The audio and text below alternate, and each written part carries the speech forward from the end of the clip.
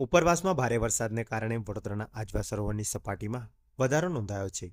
આજવા સરોવરની સાથે પ્રતાપપુરા સરોવરમાં પણ પાણીની સપાટી વધી છે. હાલમાં આજવા સરોવરની સપાટી 213 ફૂટ પહોંચી છે, જ્યારે પ્રતાપપુરા સરોવરની સપાટી 224.59 ફૂટ પર પહોંચી છે.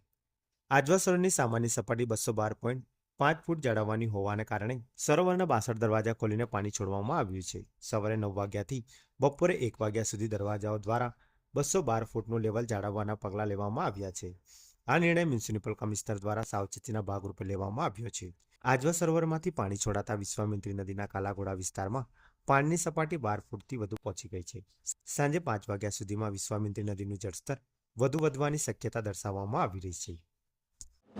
હવામાન ખાતાની આગાહી અનુસાર વડોદરા શહેરમાં છેલ્લા 24 કલાકમાં લગભગ 2.2 ઇંચ જેટલો વરસાદ, અલગ અલગ એરિયામાં અલગ અલગ રીતે એવરેજ વરસાદ લગભગ 2.2 ઇંચ જેટલો વરસાદ પડ્યો છે.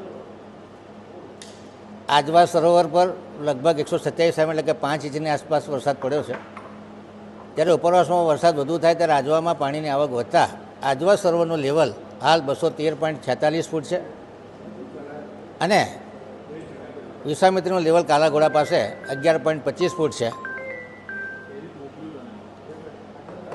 આજવા સરોવરની બફર કેપેસિટીમાં વધારો થાય અને વિશ્વામિત્રી નદી પર કોઈ જોખમ ઊભું ન થાય એ રીતે ક્રમશઃ ધીરે ધીરે આજવા સરોવરનું પાણી 62 દરવાજા ખોલી અને સૂર્યા નદી મારફતે વિશ્વામિત્રી નદીમાં ખાલી કરવાનો નિર્ણય લેવામાં આવ્યો છે.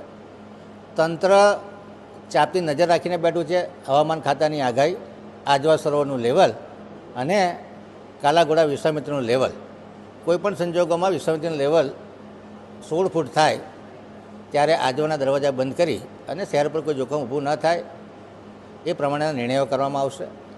ખાસ કરીને હાલ ધીરે ધીરે આજવાનું પાણી છોડી અને એને 212.50 ફૂટ લાવવાની કવાયત હાથ ધરવામાં આવી છે. પરિસ્થિતિ સંપૂર્ણ કાબૂ હેઠળ છે. નાગરિકો કોઈ ચિંતા કરવાની જરૂર નથી. આવનારા 1-2 કલાક હજુ પણ ભારે ગાજવીજ સાથે વરસાદ થવાની શક્યતાઓ છે. તંત્ર હવામાન ખાતાની આગાહી અને તમામ વસ્તુઓ પર ચાપતી નજર રાખીને બેઠેલું છે.